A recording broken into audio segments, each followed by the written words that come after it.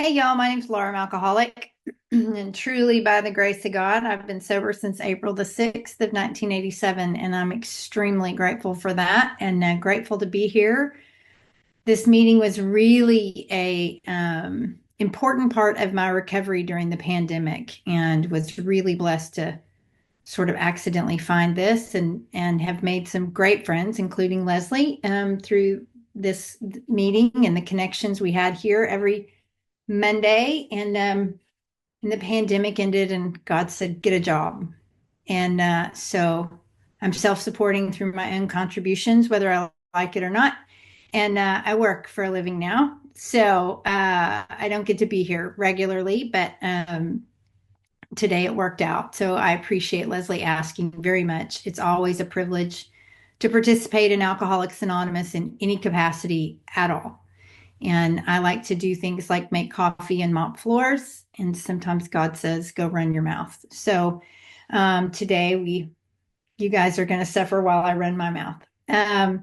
It is a privilege. And because being a sober member of Alcoholics Anonymous is the greatest thing that's ever happened to me.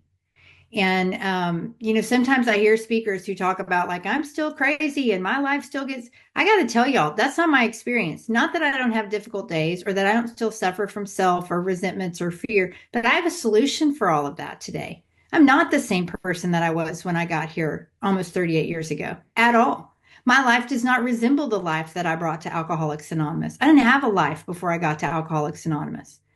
I'm AA's biggest fan, right? I think if you're new and you come to a meeting and the speaker says, well, I'm not drinking and some days are just difficult and things are still hard, you're like, well, then what are you doing here, right? Um, Please hear me. I'm not thirsty. Some days are a challenge, but I don't have the kind of hard days I had before I got to Alcoholics Anonymous. I don't live without the hope like I did before I got to Alcoholics Anonymous.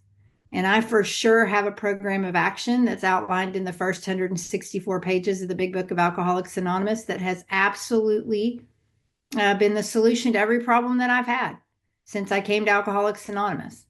Every single problem that I've had, I found a solution for in those pages. And what a miracle that is to just be able to say, like, here's my problem. And I didn't even know what my problem was when I got here. I thought I had a drinking problem. Right? Which for sure, drinking was a pretty large symptom of what was wrong with me, but not the root of the problem. So, in a general way, what I used to be like, what happened, and what I'm like today, and I think that means I share with you what it was like to live in active alcoholism, and what's happened, and what it's like to live in recovery from untreated alcoholism. And so, in a very general way, what I'll tell you is that, I was a super happy child and very, well adjusted and living the dream until I was 21 months old. And then my brother was born. And everyone in my family will report to you there was a distinct change in my personality when there was someone else for them to pay attention to besides me.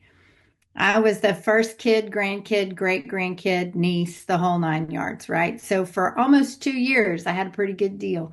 And then my little brother showed up, and he's the well behaved one. And they said, sit down, be quiet, dot your I's, cross your T's. And my little brother said, yes, ma'am, yes, sir, whatever. They told me to sit down, be quiet, dot your I's, and cross your T's. And I started asking questions. Why do we have to be quiet? Why do I have to sit down? Why do I need to cross the T? Why do I need to? I just had questions, and so pretty quickly things became pretty uncomfortable for me. And I need to tell you, I was a well loved kid, and I don't mean that my parents did the best they could with what they had, although I believe they did. I mean, I was a well loved kid. I come from a large, extended Italian Irish family that is gregarious and affectionate and involved. And I was a well loved kid. I just could not accept it. That they gave me all they had to give, and it wasn't enough for me. I always felt like there was something missing. I always wanted more. I was never comfortable in my skin doing what we were doing when we were doing it with the people we were doing it with. because I'm a get out of here girl. Now, I didn't know that until after I came to Alcoholics Anonymous and worked the steps. I didn't have that language, but I can tell you that looking back, I'm a get out of here girl. Things get uncomfortable. I got to go. Not going to get my way. Got to go. And the way I go is by burning it to the ground, right? I create a problem that's bigger than the original issue. So I, I was my mother was in untreated Al-Anon at the time, and her solution to my defiant personality was to sign me up for Girl Scouts.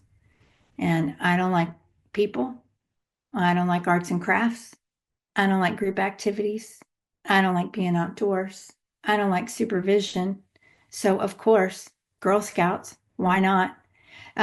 So she signed me up for Girl Scouts and drove me over to the little meeting. And it was in this annex of this church building. And she pulled up next to the door and said, I'm going to go around the corner and park, and you get out and go in that door right there. And I probably said something like, yes, ma'am, because I was 6. And I got out of the car and she went around the corner and I left. And I walked about a mile and a half, 2 miles to a friend's house. And I broke into their house and I made myself a tuna fish sandwich and I stole their dog and I went and hid out in the pool house. And I was 6. So, I have a little different perspective now as an adult, as a parent, a grandparent, right? Of what that did to my mother and how scared she must have been when she went into the Girl Scouts meeting. Now, my mother being my mother, she would have been embarrassed when she went into the Girl Scouts meeting and her daughter had not done what she had been told and had not behaved appropriately. And when they finally found me, the dog gave me up. And when they finally found me, what I heard was, why do you do this? Why can't you just be good? Why can't you just do what every other kid is doing? How come you can't behave like your brother? And the truth is, I didn't really know. I didn't have an answer to that question. I just knew that there was no way I was going in there to do that with a bunch of people I didn't want to be with. So I guess the first real skill set I had was to leave. I just walk off. I don't like what's about to happen. I'm out of here. The other thing I learned to do, because my dad's alcoholism and the way that it manifested with him, I learned how to slam doors and be loud and rage. And when I didn't get my way, I'd get louder and angrier and created a lot of chaos in my house as a result of my temper, and did a lot of damage. Scared my little brother a lot, who was not wired like me. And he just wanted everybody to get along. He just really wanted everything to be okay and everybody to get along. And I did everything I could to make sure we didn't, and made his life pretty miserable. And so I was just an uncomfortable kid on the planet until I found a solution. And the solution for me is alcohol. Now, I didn't know that. What I can tell you is that, the first time that I got drunk on purpose, the first drink, irrelevant. Second drink, who cares? Third drink, magic. The third drink is where the magic always started for me. The first drink never did anything for me but make me thirsty, right? The first drink just demands the second drink. And the second drink is okay, but I'm already experiencing the craving, the phenomenon of craving. I need more, right? And the solution to the problem is more. I can't stand how I feel. I can't stand the noise in my head. I want relief from the knot in my gut. I'm tired of worrying about what you think about me. I walked around all day, every day in the bondage of self, just constant. Now, I didn't know that's what it was till I came to you. The constant bondage of self. Always thinking about what I wanted and how was I going to get what I wanted and what were you going to do to interfere with what I wanted, and what did you think about what? Just the constant noise in my head. Just this all the time. And what happens for me at the third drink is that just goes away. And it's not that suddenly I'm social and normal and happy, right? At the third drink, I just begin to not care. I just don't care. Whatever you're doing, whatever I thought about doing, it just doesn't matter anymore. And the problem with the magic of the third drink is that in order to maintain it, you have to keep drinking. And somewhere between 4 and 10, or 4 and however many, I don't know why I said 10, 4 and however many there was, right? I would black out. And I would behave in a way that was against my value system, and I would hurt people that I cared about, and I would do whatever I had to do to continue to drink. And that was just a wash, rinse, repeat for me. My drinking was exactly the same. You hear in Alcoholics Anonymous all the time, right? Step two is expecting this, doing the same thing over and over again, expecting different results. For me, step two is I did the same thing over and over again, knowing exactly how it was going to go.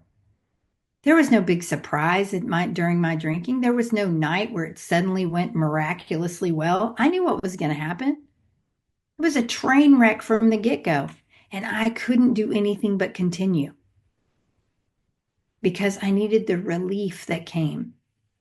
I had found a solution for what was wrong with me. I got relief from the bondage to self through alcohol. What happens for me is that I get so uncomfortable. I just exist so uncomfortable on the planet. And that spiritual malady for me is like this real edgy. Everything's real edgy. I wear the world like a cactus. You know what I mean? It just hurts to interact with humanity. And and then that my mind starts talking to me about, I can't do this. I need some help. I'm not going to be able, I can't handle this. This is too much. And I just start listening to that little, and the mental obsession begins. And that mental obsession will speak to me until I find relief. Now, today, my relief comes through the process of the 12 steps. But before I got to you, right, the relief happened in a bottle. I didn't know that once I took the first drink, I was experiencing the phenomenon of craving that only happens to alcoholics. Normal people don't do that. I didn't know that. I thought everybody drank all they could drink when they started drinking. Right? In my family, in my environment growing up, we had two kinds of people. We had people that drank, like my dad and I, and we had people that didn't drink. We didn't have social drinking in my family, right? We had the drinkers and the watchers. And so I didn't know that there were people who just had a half a glass of wine with their pasta. Like, geez, it sounds horrible. And Silkworth is just ingenious, right? He said they're restless, irritable, and discontent until they can again experience the sense of ease and comfort that comes with a few drinks. He didn't say a drink because I don't get relief from a drink. A drink makes me thirsty. The sense of ease and comfort comes with a few drinks, right? Drinks that I see other people taking with impunity. And how Silkworth knew that, I will never, I just think it's divinely inspired. I just think that was the hand of God on our behalf because Silkworth didn't have alcoholism. And my experience has been that people that don't have alcoholism have a really hard time understanding how we drink and why we continue to do it over and over and over again. But I was chasing the sense of ease and comfort that came with a few drinks off the edge of the planet. I was in school, I had a home, I had friends, I had, the famous alcoholic, potential. I had a good education. I was raised with a good value system, had all kinds of things going for me. And the most baffling feature of alcoholism, as I understand it, is that as it is robbing me of the things that I value the most in my life, it makes it seem like it was my idea. And what happened for me is that my folks got into recovery. And I love this part of my story. My mother had had enough and had kicked my dad out for his drinking. Now, we didn't know anything about alcoholism. We didn't know anything about Alcoholics Anonymous. No one had ever heard of it in our home. We just thought my dad was a jerk. And it turns out my dad was a jerk, right? But he had alcoholism.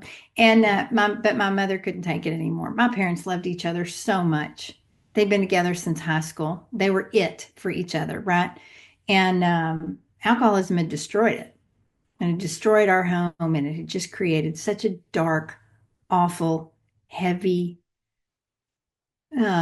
shameful, scary place to be in our home. And my mother had had enough. She kicked him out. Well, as God would have it, my father worked with a sober member of Alcoholics Anonymous. And he picked up the phone and he called my mother. And he said, Stephanie, I understand you kicked Bill out for his drinking. And my mother did what she always did. Yes, I did. All she did was cry. All she ever did was cry. And she said, yes, I did. And he said, you don't know me, but I'm a sober member of Alcoholics Anonymous. I work with Bill. And I wonder if you'd like to go to an open meeting of Alcoholics Anonymous with me tonight. Y'all, my mother would have gone anywhere to save our family. We didn't know what was wrong with us, but this man did. He drove 45 minutes to pick up my mother, who he'd never met, take her to an open speaker meeting of Alcoholics Anonymous. And the speaker that night was doing what we're tasked with, carrying a message of depth and weight, sharing their experience, strength, and hope. Not trying to save, we're not about saving people. We're just about carrying a message of depth and weight. That's my experience, strength, and hope, right? And that's what was happening that night, and my mother identified. And the next day, she went to her first Al-Anon meeting. 2 weeks after that, my dad went to treatment and joined Alcoholics Anonymous. And when I think about the amount of people who have been helped as a direct result of that man's phone call, he just picked up the phone. He didn't have to. He didn't try to help my dad. He went to my mom. Right? My dad wasn't ready to quit drinking yet. So he went to the family and he came to get us. And he threw us a lifeline with that phone call. And he drove all the way across town, right, to get my mother and bring her the message of Alcoholics Anonymous, which in turn, right, she got Al-Anon, my dad got sober, and all the people that they sponsored and the people that they've sponsored, and the fact that I knew where to come when I was ready for help, and my little brother has gotten help, right? Just the ripple effect of that phone call is immeasurable. And those things happen in Alcoholics Anonymous every single day. It is commonplace miracle business here. It's not even unusual. Anyway, so all of a sudden, they're sober now at my house. And we went, and this is what it seemed like to me. I'm a chronic, edgy, angry teenage alcoholic, and I am running the show, man. I got the temper, I got the drunkenness, I got the slamming doors down, right? I am running the show. And now my dad's awake and conscious. My mother is present. It seems like we went from untreated alcoholism, darkness, shame, and guilt to the serenity prayer overnight. And it was disgusting, and I was appalled by the entire thing. And they immediately were, people started coming to our home, carrying the message to the new couple, right? That's what you do. I hated all of you. You said things to me like, oh, your parents are precious. And every time you would say something like that, I would take a deep breath and launch into a diatribe of everything either one of them had ever done wrong to make sure that you knew they weren't so precious. Because I didn't think they were precious. Turns out the feeling was mutual. They didn't think I was that precious either. So very quickly, they came to me and said, you can't drink like you drink and live here. And my school said you can't bring beer to first period, which I thought was closed-minded. And my boss said you can't come to work drunk. And my friend said we can't be around you when you're drinking like this. And before I knew it, I'm out of the house, out of school, out of a job, and away from my friends who I've been friends with since I was in kindergarten, like I've known my whole life, right? Chasing the sense of ease and comfort that comes with a few drinks. Now, it didn't look like that because when my folks said, you can't live here and drink like you drink, my alcoholism said, I knew you didn't love me. I'm out of here. When my boss said, you can't come to work drunk, my alcoholism said, I don't need this sorry job. I'll go get another one. I was just about to quit anyway. When my friend said, we can't be around you and watch you do what you do when you're drinking, right? My alcoholism said, I don't need y'all. I'll go find people that understand me. And it looked like I made a series of decisions that placed me in a position to be homeless, uneducated, and by myself, right? But it didn't seem that way when it was happening. I didn't know what was going on. I didn't know about the sense of ease and comfort. I didn't know about the phenomenon of craving. And but I for sure, here's what I knew for sure. Sobriety was the problem, not the solution. So when everybody in my life was talking to me about my drinking was a problem for them, not for me. Sobriety was a problem for me. And nobody seemed to understand that. You're asking me to quit drinking. You don't know what it's like for me to quit drinking. You don't understand what it's like for me to be awake without assistance. It's awful. It's painful because I would come to and I would remember what I had done, right? People would come and say, "Oh my God, do you know what you did last night?" And I would say, "I was in a blackout. I don't want to hear about it." You know what I mean? Like I love being able to go, "Nope, don't tell me." One less amends I had to make. If I'd have known I was going to have to make amends, actually, it would have changed nothing, but whatever. So what happened for me is what happens, right? I was on the street and all the things that happened on the street happened. And very quickly I got into a bad situation. In April the 6th of 5th of 1987 was a really bad night. And I called a friend collect from a payphone because it was 1987 and we didn't have cell phones. I called a friend collect from the payphone and she said I could come over, which was my first miracle. And that night, um, I had a thought, and the thought was, if you can't make it better, make it stop. And I wasn't talking about like stop drinking. I was 17 years old. I weighed 198 pounds. I was drinking around the clock. I was sweating alcohol. I had a broken jaw, broken ribs, two black eyes. Everything hurt, y'all. My hair hurt. I was tired. I had 37 cents to my name and I couldn't think of another con to run. And I thought my life was over. I was ready to just lay down and be done with the whole damn thing, right? I had no idea the greatest day of my life was about to happen the next morning. It sure didn't feel like the greatest day of my life. April the 6th of 1987 is the greatest thing that's ever happened to me, but it didn't feel great at the time. I believe that the big miracle in my life is that April the 6th of 1987, I didn't have a plan. I didn't have anybody else to call. I couldn't think of another con. I couldn't think of anywhere else to go. If I could have come up with one good idea, you'd have a different speaker. But my folks showed up and said, are you willing to quit drinking? Will you go to treatment? Blah, blah, blah. And if you're new, I always like to say this because what I said to them was, yes, I will. Do you want to quit drinking? Yes, I do. Y'all, I didn't mean any of that, right? I wanted to sleep indoors and not pay consequences and eat and bathe for a minute. I just wanted to get it, just kind of get my act together and then I could come back to it. That's what I really thought. If I had known that I was going to be here for all this time, that was not my intention. I did not want to stop drinking forever. I did not want to hang out with you people. I'd met you. I hated you. You were horrible. You prayed and said gratitude all the time and you laughed and you were glad to be awake, and not drinking. It was hideous. And it was just ninth circle of hell stuff for somebody that's wired like I'm wired. And so I went to treatment. I went to a halfway house. I came back to Austin and I got a home group and I got very busy in Alcoholics Anonymous. And I went to a meeting every day for 5 years and 2 months. I know that because 5 years, 2 months, one day, my oldest daughter was born. And that was the first time I'd missed a meeting. I was super active in Alcoholics Anonymous and very busy in the fellowship. I had a tremendous fellowship of people around me, still friends with a lot of those people that are still alive and still sober.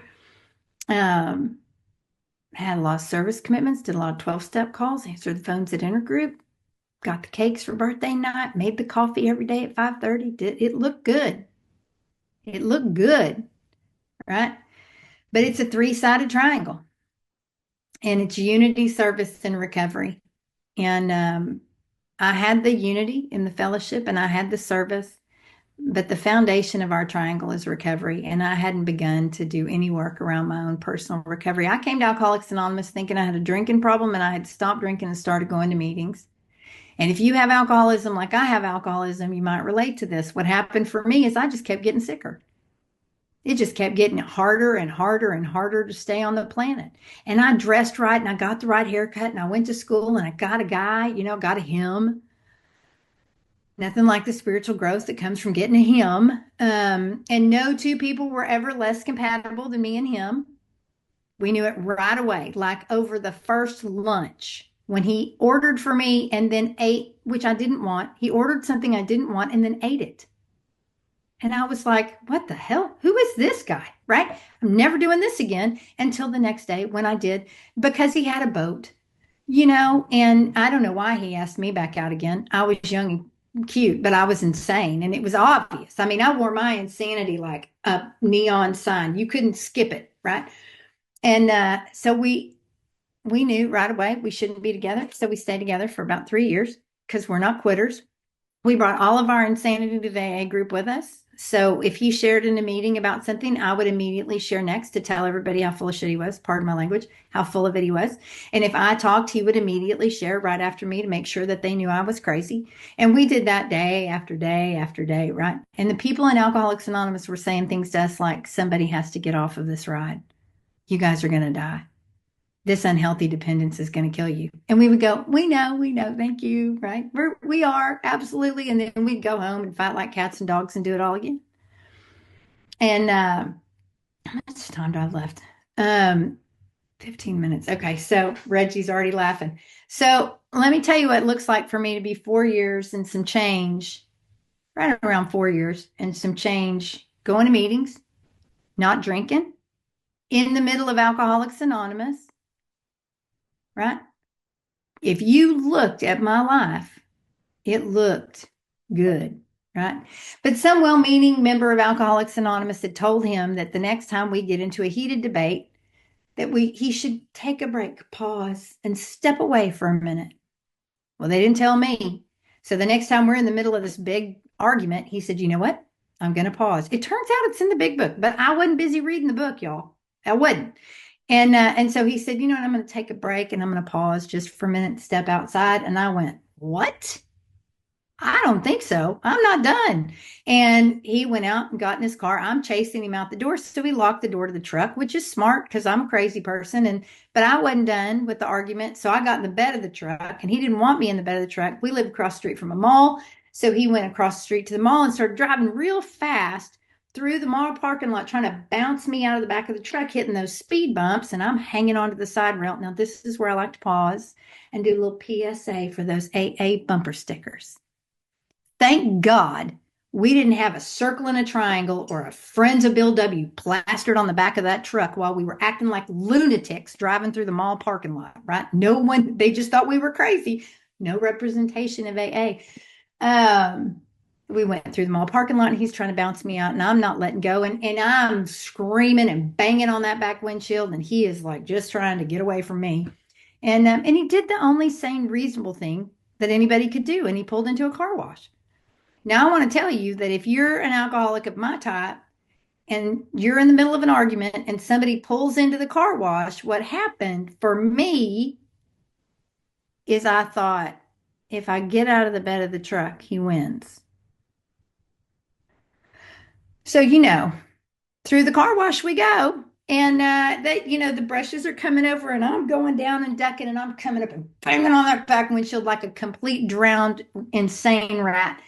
And washed, rinsed, and waxed, and all the way through. Horrible experience. And we come out on the other side, and I say this, and now it makes me emotional because he's gone, but I can still see his face in the rearview mirror as we're coming out of that car wash, like, oh my God, what's wrong with, and so he pulls over and he gets out of the car. He goes, ah, what? What is so important that you would put yourself through that? And I couldn't remember why I was mad. And so we went home and I got a shower and got all cleaned up. So we go to the 5:30 meeting. Now, I tell that story for a couple of reasons. One, it's hilarious. And if you're going to behave that way in Alcoholics Anonymous, you should grow some skin because they're going to talk about you as they should. Today, if you're behaving that way in Alcoholics Anonymous, I'm going to talk about you. With love and tolerance, of course, a spirit of love and tolerance. But going through a car wash, not drinking, acting like a crazy person won't get you drunk. It won't. It'll get you talked about. But what I did next might kill you because I went home and I got a shower and I went to that 5:30 meeting. And when they said to me at that meeting, how you doing? I said, good, fine, great. How are you? I was completely fraudulent in my home group. No one knew that I was dying from untreated alcoholism in the middle of Alcoholics Anonymous. Completely fraudulent. I couldn't have told you the truth if my life depended on it. Every time I opened my mouth, I was lying. Everything I said was an act. You talk about in the big book, it talks about our alcoholic as an actor who likes to arrange the lights, the scenery, the ballet. I didn't even know what I was arranging anymore. I was so sick and so close to death, and I didn't know it. I was going to the meetings and I was being of service, and I thought I was doing what I was supposed to be doing. And one day, at 4 years, 2 months, and some change, June the 11th of 1991, I walked into a meeting of Alcoholics Anonymous on accident. Now, they say, right, meetings won't keep you sober. I agree with that. Just meetings alone won't keep you sober over the long haul. But the fact that I went to a meeting every day at 5:30 that day put me in a position to get the help that I needed because I was going to a meeting. I think meeting makers do make it. I think if I hadn't been at a meeting that day, you'd have a different speaker. And I didn't make a decision to go to that meeting that day at 5:30. I went to that meeting that day at 5:30 because that's what I always did. I was so consumed with self, I don't remember driving to that meeting. In the beginning of the meeting, they said, "Does anybody have anything to say?" Which was taboo at my home group. They weren't allowed to do that. And that day I raised my hand and I said, "I can't stay with you people anymore. I'm in too much pain. This is too hard. Whatever's wrong with me is not what's wrong with you." And this one guy raised his hand and he said, "I'll talk to you after the meeting. Please don't leave." God's grace, I didn't get out of that chair because I already knew you didn't know how to help me. My alcoholism had talked to me so long that I was convinced that I didn't have it. I was thoroughly convinced that what was wrong with me is not what was wrong with you. I don't know how I didn't get out of that chair. Maybe just exhaustion. I don't know. I went out on the back porch and he made me a deal I couldn't pass up. He said, "If you'll start at the forward of the first edition and do every single thing it says to do in the first 164 pages, the Big Book of Alcoholics Anonymous, I promise you will never feel this hopeless again. And if you do, I'll finance your drunk." And I said, "Write it down." He had me. In the book, it talks about how an alcoholic who is properly armed with the facts about himself can reach another alcoholic like no one else can. This was a man who was properly armed with the facts about his alcoholism, about the program of action outlined in the Big Book of Alcoholics Anonymous, and he could identify what was wrong with me. He wasn't concerned about having to finance my drunk. He knew if I just followed the damn directions, I'd end up on the other side. He didn't hesitate because he was properly armed with the facts about the disease of alcoholism and recovery from the disease of alcoholism. And so I made him write it down. I still have, it was a little white coffee napkin. We had ceramic coffee cups, a little white coffee napkin. And it was June the 11th of 1991. And I entered into a contract with him and I became a student of the Big Book of Alcoholics Anonymous. And what I want to tell you is that I didn't want to become a student of the Big Book of Alcoholics Anonymous. I didn't believe that it would work for me. I didn't think that you knew something I didn't know. I didn't have faith in the God that you spoke of. But recovery from the disease of alcoholism is not contingent on what I believe, how I feel, what I think. My recovery from the disease of alcoholism is 1,000% contingent on the action that I take. And I took all the actions that were outlined in the book. I said the third step prayer, get up from the third step prayer, defiant. Did the inventory, blaming you, right? Went and did the fifth step with my head down, staring at my feet. And what happened for me is that when I went into that woman's home with my bag of garbage and all my shame, my resentments, my fears, my conduct, and she said, "Oh, honey, me too," something changed in my life. The magic of Alcoholics Anonymous is one alcoholic talking to another. It's fine to come do this big thing, right? Where you're speaking and there's a bunch of people listening, or you're behind a podium and there's this big conference, but that's not where the magic is. It's not. Right? I take seriously the commitment that I have to carry a message of depth and weight to you today. But the magic in my life happens one-on-one. One alcoholic talking to another. And when she said, "Oh, honey, me too," I looked up and I could look her in the eye. And suddenly I was a member of Alcoholics Anonymous. I didn't want to be. I still didn't want to be, but I was, right? I didn't believe that it would work. Let me say this, at the end of my drinking, I was really drinking without my permission. I wasn't having a conscious thought that today I'm not making a plan to go get the stuff to get loaded anymore. It's a way of life. I'm drinking. I'm not thinking about drinking. I can't stand it not drinking. I'm just drinking. I know what's going to happen. I know where I'm going to end up. I know how the night's going to end. I'm drinking. The process, so I'm drinking without my permission. The steps work the same way. When I just take the action that's outlined in the first 164 pages, the big book of Alcoholics Anonymous, the steps work without my permission. I don't have to agree with it, think it, like it, get it, understand it. Nothing. You can look up and define every single word in the first 164 pages. There are scholars in Alcoholics Anonymous that can tell you the deep meaning of everything that's in there. And you know what that'll get you? Nothing. Head full of knowledge. The action that is described in that book is where it's at. Understanding the text, who cares? Right? I can talk to you about the first 164 pages. Thank you very much. I can talk to you about the first 164 pages of the Big Book of Alcoholics Anonymous till I'm out of air. And you know what that'll get you? Nothing.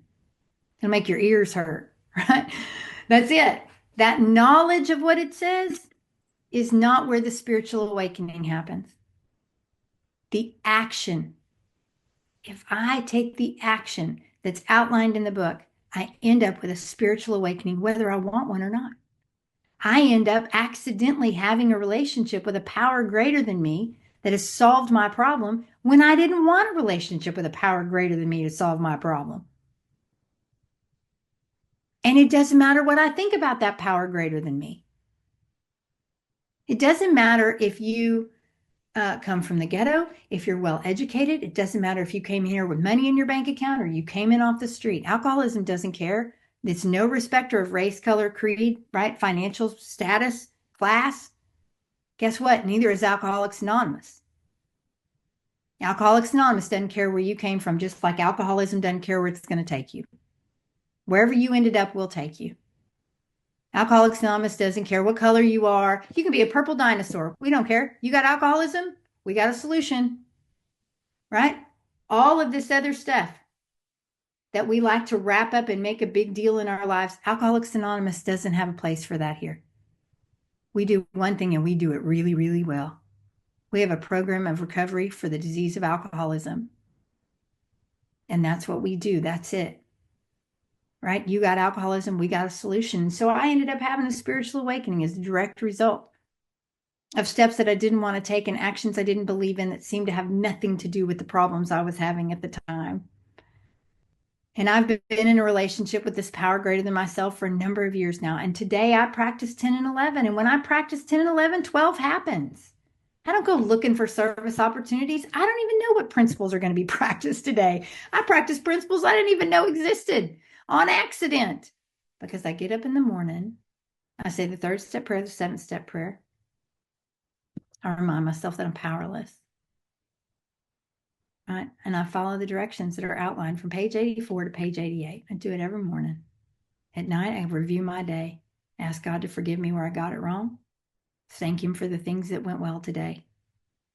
What I brought to Alcoholics Anonymous was a closed mind, a bad attitude, and 37 cents. You know what I mean? Everything I have in my life, every single thing that I have in my life of value is a direct result of Alcoholics Anonymous, and that's a lot. I got a lot. And I don't have to figure it out. I don't have to know. I just follow the directions. I get real knotted up, right? Pen to paper. Look at it, 6 and 7, clean it up if I need to, and then resolutely turn my thoughts to someone I can help.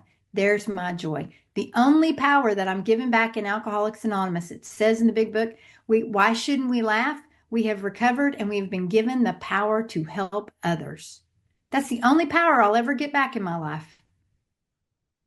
Seems like maybe I'll let Him do whatever He wants to do with my life. I burned it to the ground. And He is chasing after us, right? With all kinds of goodies. There's a feast at the table, right? But you got to fix your own plate. We can't serve you, right? We can't fix the plate for you. You got to take the actions yourself. You can't be sober because I'm sober. I wish you could. I know some people that I really, really wish I could grant them sobriety. I'll say this and then I'll shut up.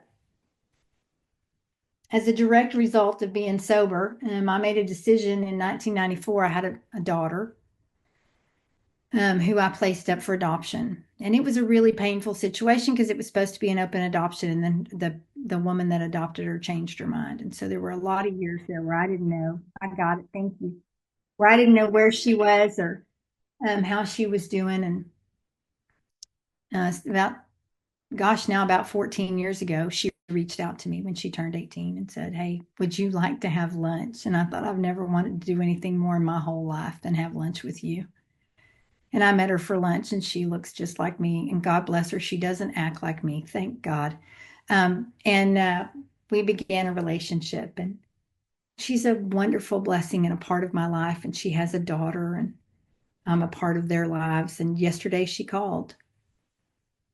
Oh, I don't think I can do it without crying. But yesterday I was the first call because she's pregnant and she found out that she's going to have a little boy. And I was the first call that she made. And I'm going to be a part of that child's life because of you, right? What a miracle that is to have these healed family relationships in this extended family, and we're all square. I don't duck and dodge, I don't hide. I don't know. It's a life worth living. It's not one I deserve, but I will gladly take it, and I'll do whatever I can to keep it. And I love Alcoholics Anonymous, and I love you guys. I'm sorry I went a little over, Leslie. Thank you so much for having me.